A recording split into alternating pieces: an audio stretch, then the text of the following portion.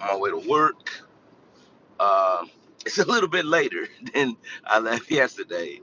Um, Still within that 30-minute early window. But so yesterday I woke up at like 3:30 in the morning because I went to bed. I felt like I went to bed at like 8:30 at night or 9 o'clock or something ridiculously early. Well, last night I was outside playing around on my other car, trying to fix it, trying to see what was going on, and I ended up getting to bed probably like around 10 o'clock. And so this morning I woke up at like 5. I think it was 5 when I woke up. And so what's that? 10. If I lay down at 10, I probably got to bed at like 10:30. Um, Public math, 2, 5, 7, close to 7 hours of sleep. Um, so that was decent. And I felt good when I woke up, but it clearly was not at 3 o'clock. And the schedule that I used ChatGPT to build had me waking up at like a very early time, 3 o'clock. It's like wake up at 3, um, do your routine, and at 6:15 you should be leaving out the door. Well, that didn't happen today. I left the door today at like 6:50, 6:50, and yeah, first class doesn't start until 8. Um, so yeah, I got a little fresh cut, um, shaved it down a little bit just to neatify it. Probably could have moisturized it a little bit, but I'll be a little ashy today. Um, but yeah, yesterday was the first day with the group, this new group of captains, and it was pretty good. We had 10 males, 2 females. Wait, no, sorry, 11 males, 2 females in the class. Um, One international student is a male, and yeah, it's pretty good. Pretty good group of people. Um, I don't know why I do this, but I asked them, do they want to know how they compare? And they they say, yeah, tell us. And I told them, I said, like my last class was like my hands down favorite class. And then they were quick to say, so far, so far. Um, and I say, yeah, you're right, you're right. But that last class, they pretty much lapped the second favorite class. And then I got into telling them like why I thought that they were a better class. And then my ADHD like jumped in there and had me switching topics, and I ended up explaining something else. They didn't come back to it. I noticed, but yeah, they at least wanted to know like what does it take. But basically, what it takes from my perspective as an instructor is like effort. All you have to do is like come to class prepared. Let's have a discussion. Let's not have a lecture because I don't like lecture. Actually, I do like lecturing. That's a lie. That's cap. I do like to lecture, but uh, all of the topics that we cover, I am not a subject matter expert on. I can tell you what the general the school wants us to cover, but I don't have it all. Um, but anyway, yeah, yesterday was a good day. I did a little bit of running. Um, I did not budget my time wisely in terms of like bringing my uniform. So at work we have showers, um, and we can change at work. But a lot of times I just use that time to go home, grab a bite to eat because I'm like 15, 18 minutes from work. So I'll try to get back home real quick. Well, I found out today that they've changed the schedule and you don't have time to go home. You legitimately need to be changing in the office. And so I didn't have a shower. And I ran like a lot. Um, and so like I deodorize and I put like men, y'all might not know about this. It's a woman thing, but it works for men as well. And I'm gonna put y'all on game. Lumi, Lume, Lumi. Now you don't just put Lumi on top of stank. That's not how that works. After you get out the shower, you dry off completely, and then you put on Lumi. And Lumi like is this amazing. It's probably not good for you. It's probably got some stuff that just like stops a process that should happen. But in terms of funk and stank, which are prevalent in humid climates like Maxwell, like Montgomery, Alabama, Lumi is a requirement. And so like I was hot and I wiped down and everything, but I still felt like I would have rather had a shower. But I didn't have the opportunity just because I didn't plan it well. Um, but I know now. And so that was yesterday. Then today I'm riding into work and I see where the head of health, I don't know, RFK Jr. I saw where he called sugar poison, and he was moving to get rid of some dyes and stuff um, from, I guess, the market. They're going to get rid of certain dyes that other countries have called, um, cancerous and all of these other things. Um, so, like, is it possible to be right in some things and just be totally wrong in other things? I think, yeah, it is.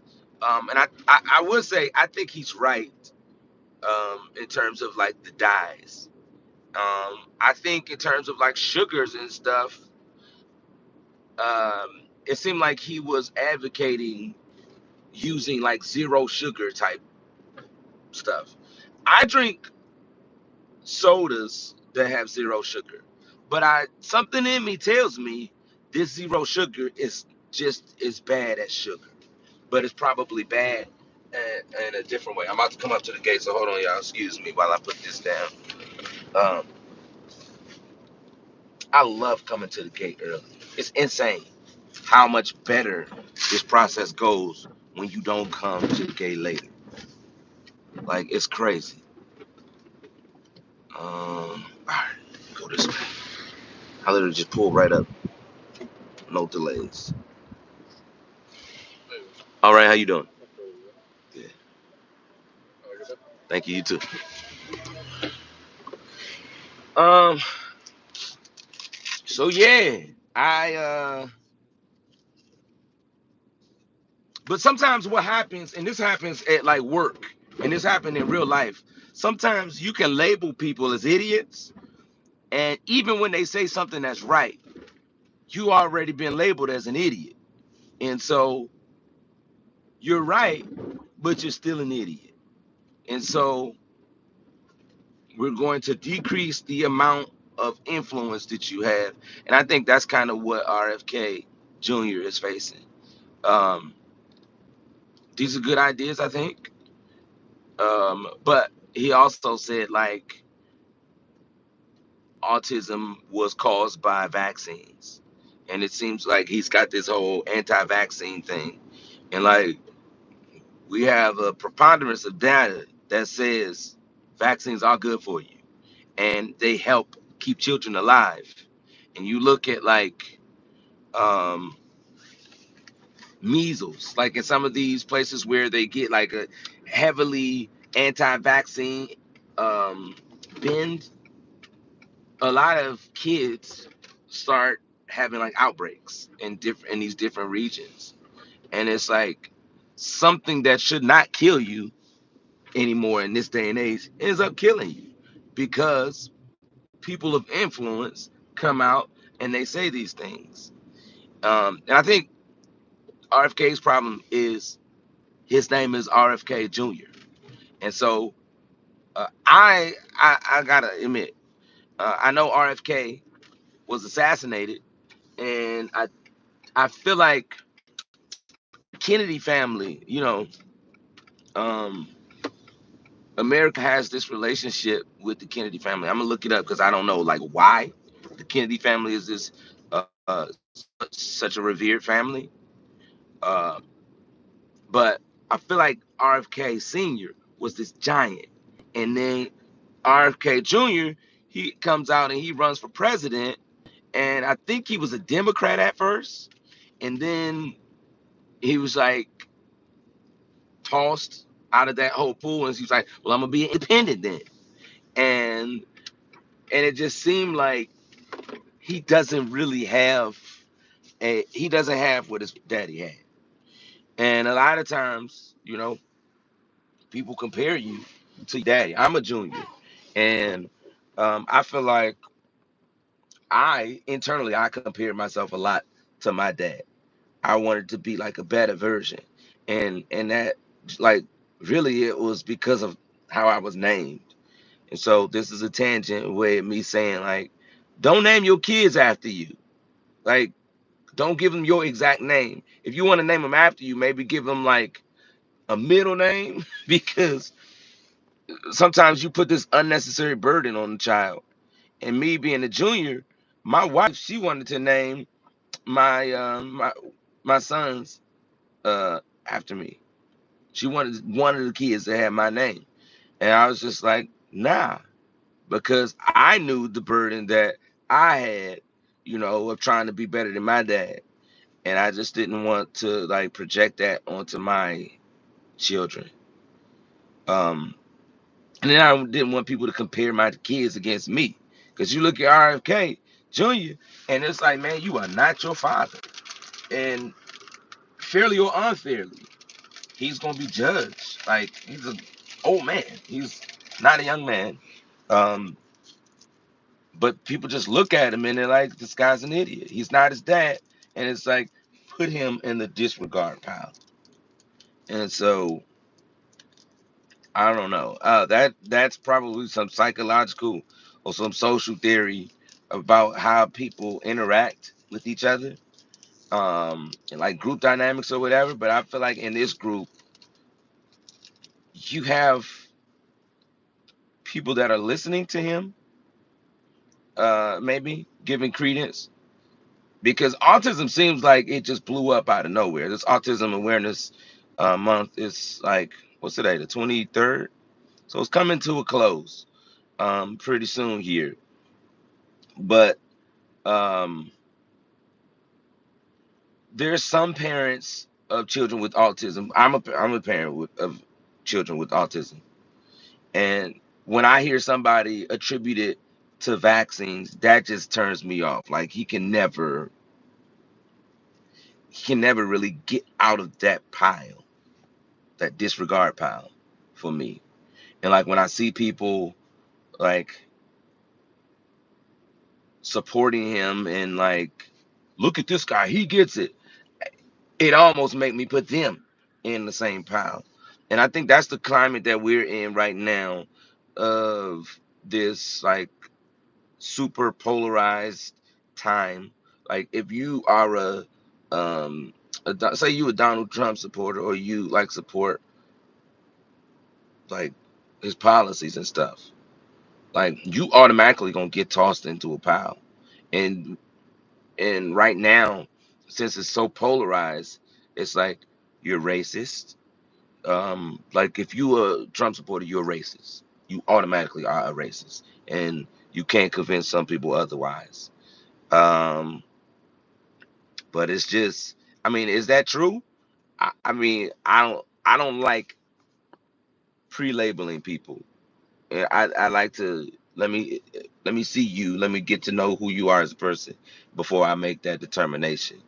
But I feel like that is out there, and that's why like even when you have people within the black community that support the president, like by and large they are not really popular people within the black community. They kind of like become outcasts. Um, but that's just kind of like an interesting phenomenon. Does everything, every single policy that he's put out, Has it been? Have I agreed with it? No, absolutely not. But have some of the stuff, like, is there some utility to it? Maybe. But like, again, once you put a person in the disregard pile, it's it's almost impossible to get out of that pile unless you, like, basically renounce everything that you stood for. So unless you renounce whatever it is that caused me to put you in that pile, um, however it is that you got in that disregard pile, I'm seeing your post, Jake. I'm not going to engage. I do thank you for your watch time, but I'm not engaging. Yo, brother, did he come back yet? I don't. Okay, Jake. Hi, Jake. Still praying for you. Um, Anyway, I got to get in running this office. I got to do some pre-gaming, some mental mapping, get my mind right for the day.